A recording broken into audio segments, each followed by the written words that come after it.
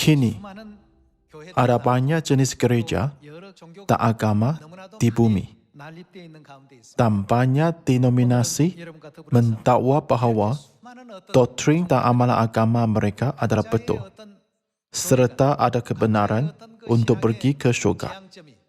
Jadi, mari kita mengetepikan fikiran sendiri dan mengambil masa untuk memahami pendapat Tuhan tentang situasi ini.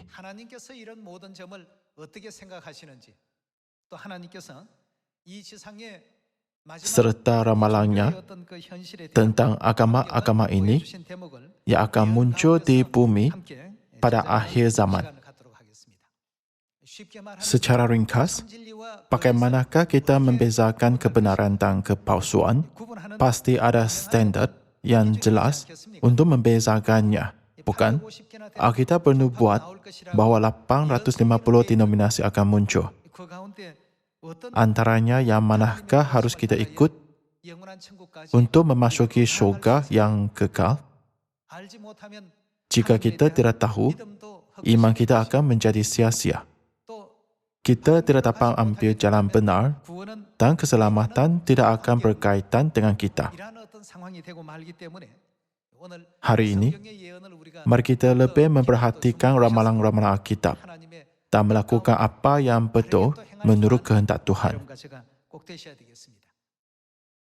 Mari kita lihat buku Matius bab 13 ayat 24.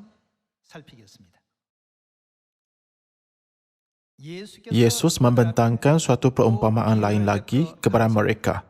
Katanya, hal kerajaan syurga itu seumpama orang yang menaburkan benih yang baik di ladangnya.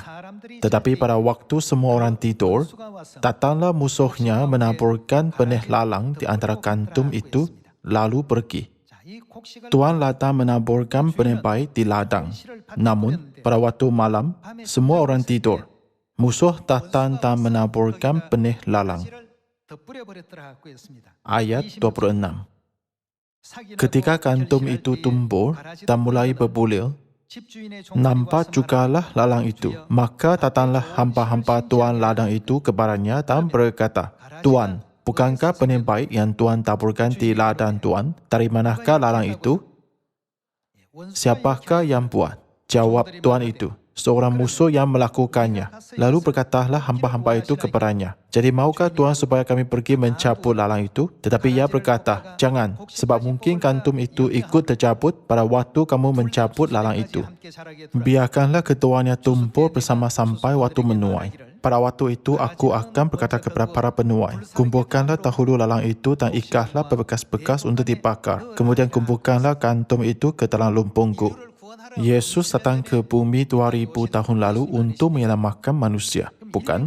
Jadi, perumpamaan lalang dan kantum dalam proses penyelamatan manusia ialah kebenaran yang sangat penting. Memandangkan unsur penyelamatan yang mutlak terkandung dalam perumpamaan ini, Yesus memberi ajaran ini.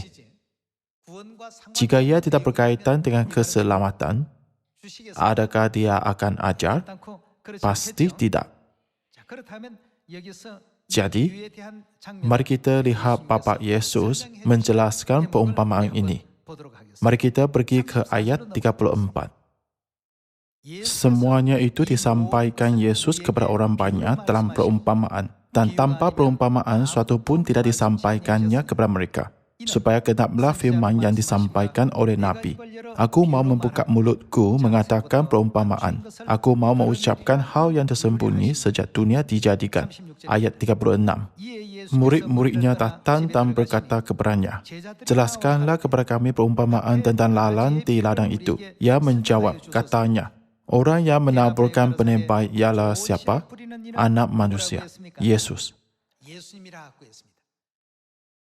Yesus berkata bahawa dia menaburkan benih baik di ladang dunia ini dan menjelaskan bahawa tuan ladang yang menaburkan benih baik itu ialah dia sendiri.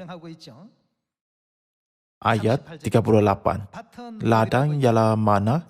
Dunia. Ladang bermaksud dunia ini. Benih yang baik itu anak-anak kerajaan dan lalang anak-anak si jahat. Ayat 39. Musuh yang menaburkan benih lalang ialah siapa? Iblis. Selepas Yesus menaburkan benih baik di ladang dunia ini, musuh datang dan menaburkan benih lalang antara gandum. Waktu menua ialah akhir zaman dan para penua itu malaikat. Maka seperti lalang itu dikumpulkan dan dibakar dalam api, demikian juga pada akhir zaman. Ayat 41. Anak manusia, yaitu Yesus, akan menyuruh malaikat-malaikatnya dan mereka akan mengumpulkan segala sesuatu yang menyesatkan. Dan apa jenis orang? Semua orang yang mungkar dari dalam kerajaannya.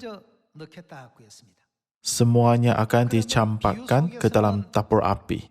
Dalam perumpamaan ini, Yesus berkata dalam ayat 30, kumpulkanlah lalang itu dan ikatlah berbekas-bekas untuk dibakar. Lalu dia menjelaskan dalam ayat 42, semua orang yang mungkar akan dicampakkan ke dalam dapur api. Akhirnya, lalang ialah orang yang mungkar, yang tidak mematuhi firman Tuhan. Ayat 30 tertulis, kumpulkanlah lalang itu dan ikatlah berbekas-bekas untuk dibakar. Ayat 41 dan 42 tertulis, ikat berbekas-bekas orang yang mungkar dan campakkan mereka ke dalam dapur api. Dengan ini, kita dapat faham bahawa lalang merujuk kepada orang yang tidak mematuhi firman, hukum dan ketetapan Tuhan.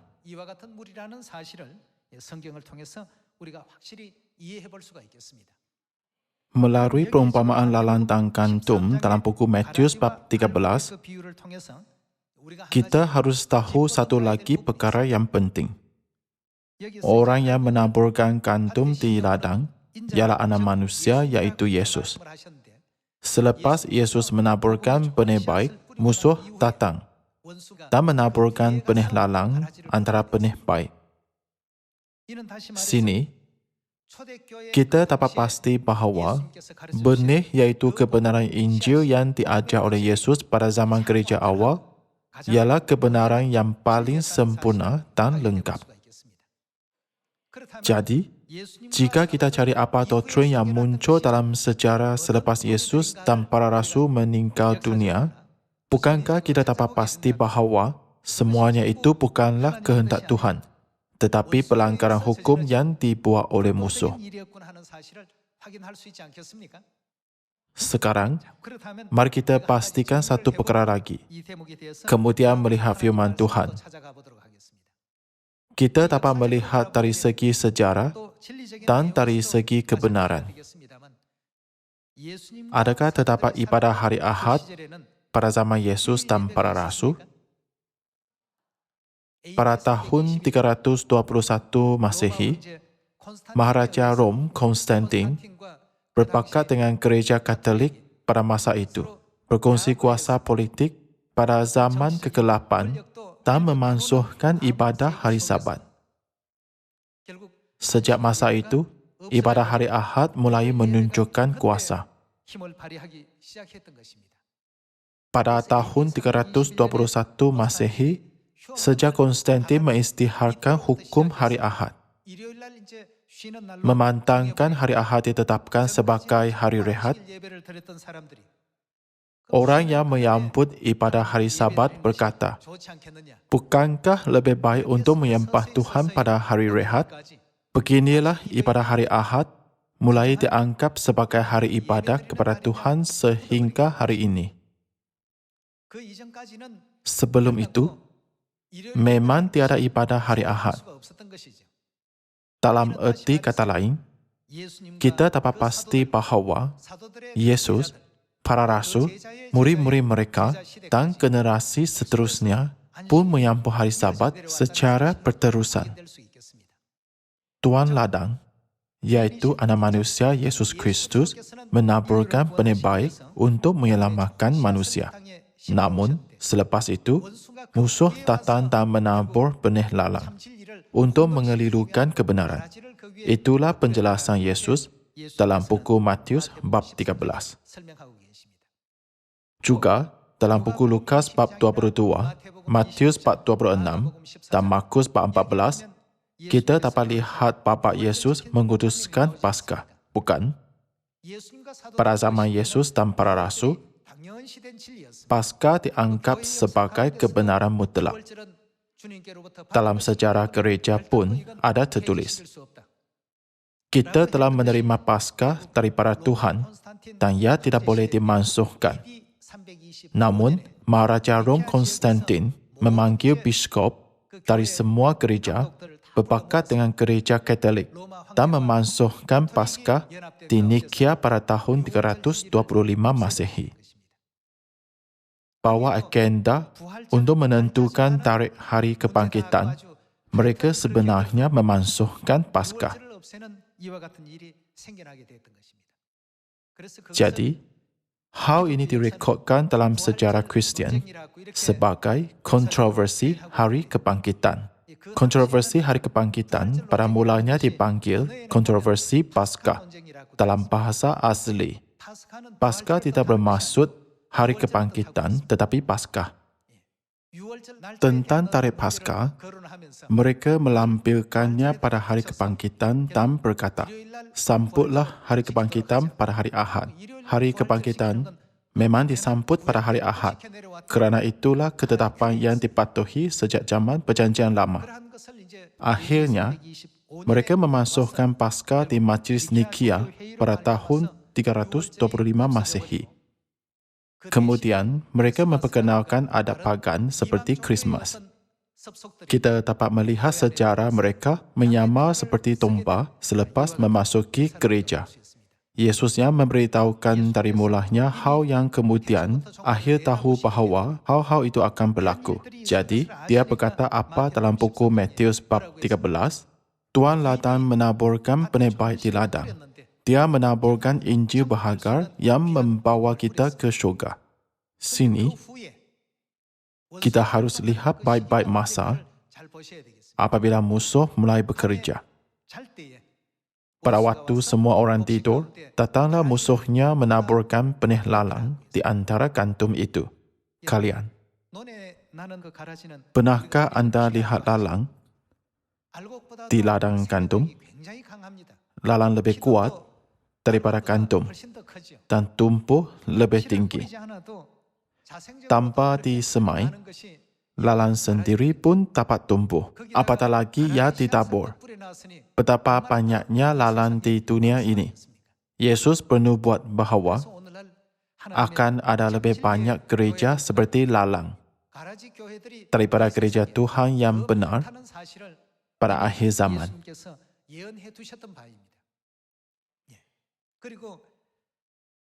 Kemudian, agama Kristian memasukkan semua adat pagan seperti penyembahan salib juga. Sebelum ini, adakah terdapat hal seperti itu? Tidak. Petrus, Yohanes, dan Yakobus menyambut hari Sabat dan Paskah. Mereka tidak menyambut Krismas atau ada adat makan telur pada hari kebangkitan. Sesuatu yang baru mulai muncul selepas Yesus dan Rasul meninggalkan dunia. Hari kebangkitan kadang-kala dipanggil Paskah.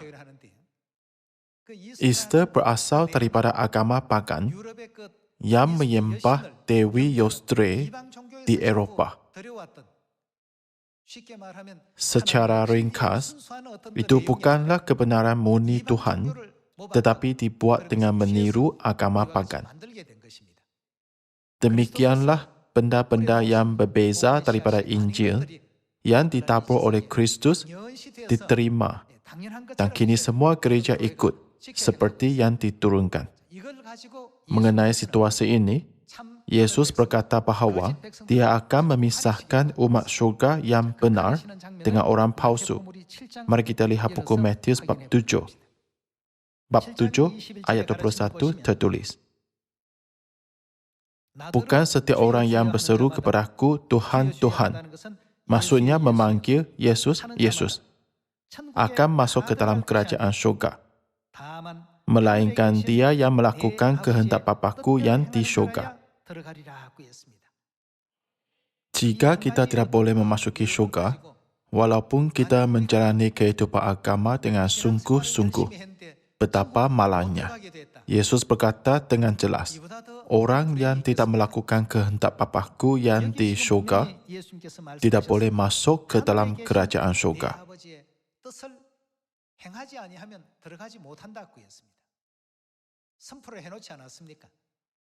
Ada hukum syurgawi di syurga dan hukum di bumi. Siapakah yang baik-baik mematuhi hukum syurgawi? Kita perlu fikirkan soalan ini dengan serius. Semua gereja beribadah pada hari Ahad, tetapi mengapakah gereja Tuhan beribadah pada hari Sabtu? Mengapakah gereja Tuhan menyambut Paskah? Semua gereja lain mendirikan salib di atas bangunan gereja. Tetapi mengapakah gereja Tuhan tidak? Kalian, anda perlu ingin tahu tentang hal-hal ini. Untuk pergi ke syurga, anda harus ingin tahu tentang ini. Jika aku ikut orang ramai yang pergi di depan, aku pun akan dapat pergi ke syurga. Fikiran yang samar-samar itu ialah iman yang sangat bahaya. Sini tertulis dengan jelas, orang yang melakukan kehendak Bapa yang di syurga boleh memasuki syurga. Jika ada sesuatu yang berbeza, tidakkah kita harus buat perbandingan? Mengapakah mereka menyambut ibadah hari Ahad dan gereja Tuhan menyembah Tuhan pada hari Sabtu? Apakah sebab untuk sambut hari Sabat? Mengapakah mereka menyambut Christmas dan gereja Tuhan tidak? Tidakkah anda harus buat perbandingan? Ada tertulis, baptislah orang dalam nama Bapa, Anak, dan Roh Kudus. Mengapakah mereka membaptis orang dengan gelaran dan bukan dengan nama? Mereka membaptis orang dalam nama Bapa, Anak, dan Roh Kudus. Bapa, Anak, dan Roh Kudus hanyalah gelaran, bukan nama.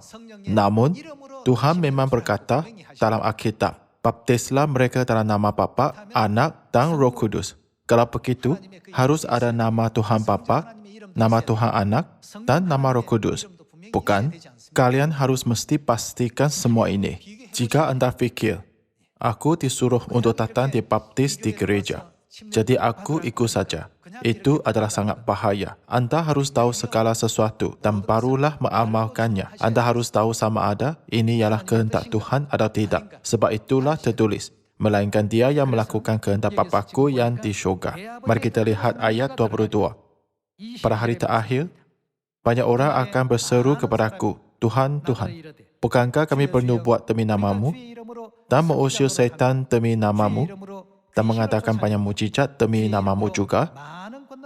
Pada waktu itulah aku akan berterus terang kepada mereka dan berkata, aku tidak pernah mengenal kamu. Siapakah yang tidak dia kenal? Enyahlah daripadaku, kamu sekalian yang mungkar. Dalam kamus, mungkar bermaksud melanggar hukum Tuhan, tidak menurut hukum Tuhan, melanggar hukum, dan lain-lain. Antaranya, mari kita fikirkan maksud melanggar hukum. Selain itu, definisi kamus mengatakan pelanggaran hukum sebagai mungkar, melanggar hukum, tidak menurut hukum. Yesus mengajar kita dalam Alkitab bahawa orang yang tidak menurut hukum Tuhan dan melanggar hukum Tuhan tidak akan memasuki kerajaan syurga. Bukan? Enyahlah daripadaku, kamu sekalian yang mungkar. Mereka mengusir syaitan demi nama Tuhan, bernubuat demi namanya, dan mengatakan banyak mujizat demi namanya. Walaupun begitu, Yesus berkata, aku tidak pernah mengenal kamu. Yesus berkata bahawa dia tidak mengenal mereka kerana mereka melanggar hukum dan mungkar. Hukum di sini bermaksud hukum Tuhan. Kalian tahu 10 hukum, bukan? Hukum pertama ialah, jangan ada padamu Tuhan lain di hadapanku. Hukum kedua ialah, jangan menyembah berhala. Hukum ketiga ialah jangan menyebut nama Tuhan dengan seberangan. Hukum keempat ialah ingatlah dan kuduskanlah hari Sabat. Kita semua tahu bahawa 10 hukum ialah hukum Tuhan. Semua gereja lain tahu sebaiknya bahawa hari Sabat ialah hukum Tuhan. Tetapi kini mereka mengikut peraturan yang menentang hukum Tuhan. Jadi Yesus berkata apa? Enyahlah daripadaku, kamu sekalian yang mungkar. Walaupun kamu memainkan peranan pastor, nabi, penatua dan pemimpin gereja, aku tidak pernah mengenal kamu. Enyahlah daripadaku. Ini ialah bahagian yang terpenting dalam penjelasan Yesus tentang lalang dan kantum. Jika kita tidak dapat pergi ke syurga, iman kita adalah sia-sia. Entah adakah lebih baik kita hidup sederhana di dunia jika kita tidak dapat pergi ke syurga. Namun, kita semua sedang menuju ke syurga, mempercayai Tuhan dengan keinginan untuk beriman betul ke syurga. Tuhan sendiri datang ke bumi ini dalam badan dan berseru. Orang yang mungkar pasti tidak boleh masuk. Dia berseru dengan jelas. Orang yang tidak mengikut kehendak Bapa-Ku tidak boleh masuk. Jadi apakah firman Yesus dalam buku Lukas bab 22 apabila dia datang ke bumi dan menubuhkan Paskah, yaitu Injil kebenaran perjanjian baru pada 2000 tahun dahulu? Dia menyatakan kita sejelasnya, cawan ini adalah perjanjian baru oleh darahku, yang ditumpahkan bagi siapa? Bagi kamu. Namun, tiada gereja, kecuali gereja Tuhan, yang merayakan Paskah. Bapa datang ke bumi ini mengisytiharkan Paskah dan mengajar kita tentang Paskah. Sesetengah orang berkata, Paskah ialah hari apabila umat Israel dibebaskan dari Mesir. Jadi kita harus menyambut Paskah pada hari kemerdekaan Korea. Seperti ini, saya dengar ada gereja sendiri sesuka hati menetapkan tarikh Paskah dan merayakannya. Namun, hari itu bukan Paskah. Tentang Paskah, buku Imamat bab 23 ayat 4 tertulis, dalam bulan yang pertama, pada tanggal 14 bulan itu, pada waktu senja, ada Paskah bagi Tuhan. Tuhan sudah menetapkan tarikh Paskah. Kita tidak berkata sesuka hati, hari ini ialah Paskah, hari itu ialah Paskah. Begitu juga dengan hari Sabat. Tuhan memberkati hari ketujuh dan mengutuskannya. Dia menetapkannya sebagai hari kudus. Orang tidak beribadah pada hari ketujuh, tetapi pada hari pertama yang tiada sebarang janji Tuhan.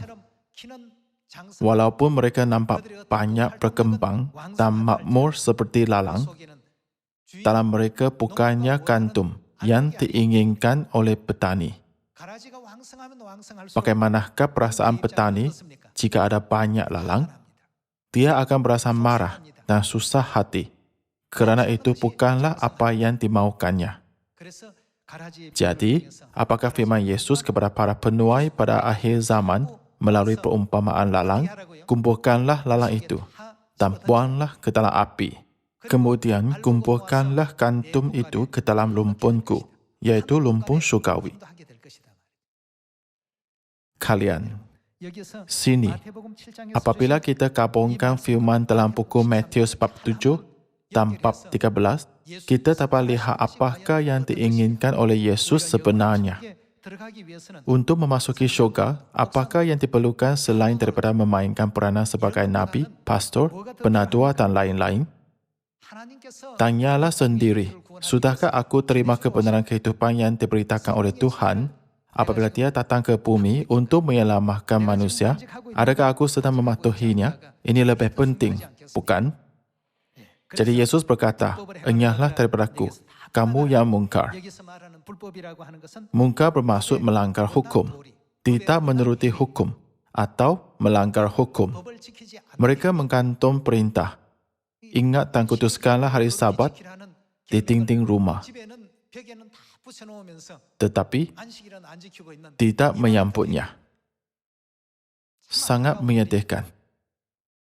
Namun, mereka yakin bahawa mereka boleh pergi ke syurga. Mari kita lihat buku Efesus bab 2 ayat 19. Demikianlah kamu bukan lagi orang asing dan pendatang, melainkan kawan sewagar dari orang-orang kudus dan anggota keluarga Tuhan yang dibangun di atas dasar para rasul dan para nabi. Kita harus dibangun di atas dasar iman para rasul dan para nabi, yaitu dasar kebenaran. Dengan Kristus Yesus sebagai batu penjuru. Di dalam Dia tumbuh seluruh bangunan, rapi tersusun, menjadi bait Tuhan yang kudus. Di dalam Tuhan. Di dalam Dia, kamu juga turut dibangunkan menjadi tempat kediaman Tuhan di dalam roh. Dalam buku Efesus bab 2, ayat 20 sini tertulis, kamu dibangun di atas dasar para rasul dan para nabi. Adakah mana-mana rasul menyambut hari Ahad, Christmas, meletakkan salib di atas gereja, atau memakai rantai salib? Memantankan Alkitab berkata, atas dasar para rasul dan para nabi, kita perlu mengetahui jenis iman para rasul dengan betul. Alkitab jelas mengajar kita, kamu dibangun di atas dasar para rasul dan para nabi. Kalau begitu, apakah hukum dan peraturan yang dipatuhi oleh para rasul melanggar hukum dan tidak menuruti adalah mungkar? Mereka berkata, tidakkah kami memainkan peranan pastor, nabi, serta mengadakan tanda dan mujizat? Semua ini kami lakukan dalam nama-Mu, Tuhan. Seperti ini, buku Matius bab 7 menunjukkan sedikit babak penghakiman Kristus pada masa depan. Namun, Yesus berkata terus terang, aku tidak pernah mengenal kamu. Mengapa? Dia tidak mengatakan sebab lain, tetapi hanya berkata, enyahlah daripadaku, kamu sekalian yang murtad. Aku tidak pernah mengenal kamu. Hukum Tuhan adalah sangat penting, dan kita harus ingat pada hari ini. Kita perlu pasti sama ada iman kita dibangun di atas dasar para rasul dan para nabi atau tidak. Yesus datang ke bumi ini untuk menyelamatkan manusia, bukan? Untuk menyelamatkan manusia, Dia menginjil, mengajar, dan menyatakan kebenaran Injil. Namun, gereja-gereja yang berkata percaya Yesus kini tiada ajaran-ajaran Yesus. Hal ini menghairankan. Seperti dalam buku Matius, mereka berkata apa dengan mulut, namun Yesus berkata, bukan setiap orang yang berseru kepadaku, Tuhan, Tuhan, akan masuk ke dalam kerajaan syurga. Apakah jenis orang boleh? Orang yang mematuhi hukum dan peraturan Tuhan, serta mengikut ajaran-ajarannya. Mereka akan mewarisi kerajaan syurga. Sekarang, mari kita lihat beberapa kebenaran iman yang para rasul dan para nabi ikut. Kita melihat buku Lukas bab 4 ayat 16. Ia datang ke Nazaret, tempat ia dibesarkan, dan menurut kebiasaannya pada hari Sabat, ia masuk ke rumah ibadat. Beribadah pada hari Sabat ialah kebiasaan Yesus. Lalu berdiri hendak membaca dari Alkitab. Dalam buku Lukas bab 4, Yesus berkhotbah tentang ramalan Yesaya dan menjelaskannya. Dia berkata dalam Matius bab 12 ayat 8, sebab anak manusia ialah apa? Tuhan atas hari Sabat. Namun, gereja-gereja yang berkata percaya Yesus kini tidak menyambut hari Sabat. Betul-betul mengherankan. Buku Yohanes bab 13 ayat 15 berkata bahawa semua yang dibuat oleh Yesus ialah apa? Teladan bagi kita. Yesus berkata bahawa Dia memberikan teladan kepada kita. Kalian, Yesus ialah Tuhan Bapa dalam Trinity, bukan? Adakah Yesus, yaitu Tuhan, tidak boleh pergi ke syurga jika Dia tidak menyambut hari Sabat dan Paskah? Namun, Dia menyambut untuk memberi teladan kepada kita. Yesus berkata bahawa Dia memberi teladan agar semua manusia di bumi ini melakukan seperti yang dilakukannya. Kita harus ikut teladannya dan menyambut hari Sabat. Jadi para rasul juga terus menyambut hari Sabat, bukan? Mari kita lihat bapa itu dalam buku Kisah Para Rasul bab 17. Buku Kisah Para Rasul bab 17 ayat 2. Seperti biasa, Paulus masuk ke rumah ibadat itu. 3 hari Sabat berturut-turut, ia membicarakan dengan mereka bahagian-bahagian dari kitab suci. Setiap hari Sabat, Paulus membuktikan Yesus, ialah Kristus, dengan kuat. Sini, kita dapat lihat bahawa Paulus juga beribadah pada hari Sabat seperti kebiasaan Yesus. Hukum, ketetapan, dan peraturan, semuanya adalah sama. Memandangkan hari Sabat ialah hukum Tuhan dan hukum syurga, mereka menyambutnya. Semua ini ialah kebenaran yang dapat kita cari dari dasar iman para rasul dan nabi. Mari kita buka buku Matius bab 26, mulai dari ayat 17. Pada hari pertama dari Hari Raya Roti Tidak Beragi, datanglah murid-murid Yesus kepadanya dan berkata, "Di mana engkau kehendaki kami mempersiapkan perjamuan Paskah bagimu?" Jawab Yesus, "Pergilah ke kota kepada si Anu dan katakan kepadanya, pesan guru, waktuku hampir tiba. Di dalam rumahmu lah aku mau merayakan Paskah bersama-sama dengan murid-muridku." Adakah Yesus berkata bahawa Dia akan menyambut Paskah atau tidak? Yesus berkata bahawa Dia akan menyambut lalu menyambutnya.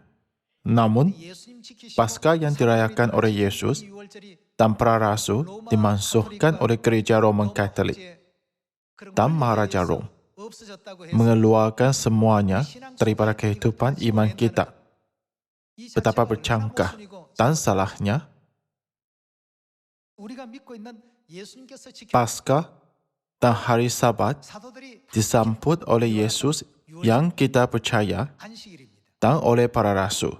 Yesus menghantar Petrus dan Yohanes untuk mempersiapkan Paskah. Selain itu, Yesus memang berkata, "Aku mau merayakannya." Adakah Yesus memberi kita teladan seperti ini untuk buat kita ke neraka? Dia memberi teladan seperti itu untuk buat kita ke syurga, bukan? Agar kita semua ikut hukum syurgawi. Sebab itulah dalam buku Efesus bab 2 tertulis, "Kamu dibangun di atas dasar para rasul dan para nabi." Imanmu harus dibangun di atas dasar para rasul dan para nabi. Kalau tidak, iman itu adalah seperti lalang. Seperti lalang bermaksud palsu. Dengan iman sebegitu, kita tidak boleh memasuki syurga. Tidak kira betapa tinggi, kuat dan akar betapa dalam, semakin kuat, semakin kewujudannya tidak berkenan kepada Tuhan. Petani bergembira apabila gandum tumbuh dengan baik dan kuat. Adakah petani akan berasa gembira jika seluruh tanah ladangnya dipenuhi lalang? Jika anda ialah petani, adakah anda akan gembira? Pasti tidak. Siapakah yang melakukan hal itu? Yesus berkata, seorang musuh. Tuhan tidak pernah melakukan hal seperti itu. Mari kita lihat buku 1 Korintus bab 11 ayat 1. Jadilah pengikutku, sama seperti aku juga menjadi pengikut Kristus. Aku harus memuji kamu sebab dalam segala sesuatu kamu tetap mengingat akan aku dan teguh berpegang pada ajaran yang kuteruskan kepadamu. Tetapi aku mau supaya kamu mengetahui hal ini, yaitu kepala dari tiap-tiap laki-laki ialah Kristus. Kepala dari perempuan ialah laki-laki dan kepala dari Kristus ialah Tuhan. Tiap-tiap laki-laki yang berdoa atau bernubuat dengan kepala yang bertudung menghina kepalanya. Tetapi tiap-tiap perempuan yang berdoa atau bernubuat dengan kepala yang tidak bertudung menghina kepalanya, supaya sama dengan perempuan yang dicukur rambutnya. Sebab jika perempuan tidak mau menundungi kepalanya, maka haruslah ia juga menggunting rambutnya. Tetapi jika bagi perempuan adalah penghinaan bahawa rambutnya digunting atau dicukur, maka haruslah ia menundungi kepalanya. Dalam ayat 3, siapakah kepala setiap lelaki? Kristus. Jadi maksudnya, kita tidak boleh menyembunyikan kemuliaan Tuhan. Setiap lelaki tidak boleh menundungi kepala semasa beribadah. Ajaran, kepala dari tiap-tiap laki-laki ialah Kristus. Kepala dari perempuan ialah laki-laki. Dan kepala dari Kristus ialah Tuhan. Rasul Paulus menjelaskan sebab setiap perempuan harus bertudung. Kita pergi ke ayat 9. Dan laki-laki tidak diciptakan kerana perempuan, tetapi perempuan diciptakan kerana laki-laki. Sebab itu perempuan harus memakai apa? Tanda wibawa di kepalanya oleh kerana para malaikat. Perempuan harus memakai tanda wibawa di kepalanya. Korintus pada zaman gereja awal kini berada di Eropah. Rasul Paulus menghantar mesej ini kepada gereja di Eropah. Ahli-ahli wanita asyik minta kesaksamaan lelaki dan wanita semasa ibadah dengan berkata, kenapa hanya wanita perlu bertudung dan lelaki tidak? Lalu Rasul Paulus menyatakan mereka tentang hukum syurgawi. Dia berkata, janganlah lelaki menundungi kepala, tetapi perempuan harus menundungi kepala. Inilah peraturan gereja Tuhan semasa ibadah. Wanita harus memakai tanda wibawa di kepala oleh kerana para malaikat. Hanya wanita yang disuruh berbuat demikian. Semua peraturan kebenaran ini berdasarkan iman gereja awal. Para rasul dan nabi melakukan kerja penginjilan. Memandangkan sejarah mereka tertulis seperti itu dalam Alkitab, kita tidak boleh hidup berpaling daripada hukum Tuhan. Bukan? Kita semua harus ikut ajaran Tuhan seperti yang diajarkannya. Namun, pada abad ke-3 dan abad ke-4, banyak adat pagan diperkenalkan kepada gereja-gereja selepas Yesus dan para rasul meninggalkan dunia. Kini, ia begitu berleluasa di gereja-gereja. Mereka menjadikan dunia gelap dan berpura-pura menjadikannya kebenaran. Sekarang, mari kita menginjil dan memberitahukan ajaran-ajaran Alkitab kepada orang yang tidak mengetahuinya satu demi satu sebagai cahaya dunia. Janganlah kita ditegur dengan tegas dan kuat. Aku tidak pernah mengenal kamu. Nyala daripadaku, kamu sekalian pembuat kejahatan. Tetapi, betapa berusahanya kamu untuk mematuhi perintah Tuhan. Betapa deritanya kamu mendertai cemoohan, fitnah, kesukaran, dan penghinaan antara orang yang mungkar. Saya harap anda semua akan selalu ambil jalan benar sambil ingat bahawa Tuhan akan mempimpin kita ke syurga kekal sebagai buah yang baik. Sekian, terima kasih.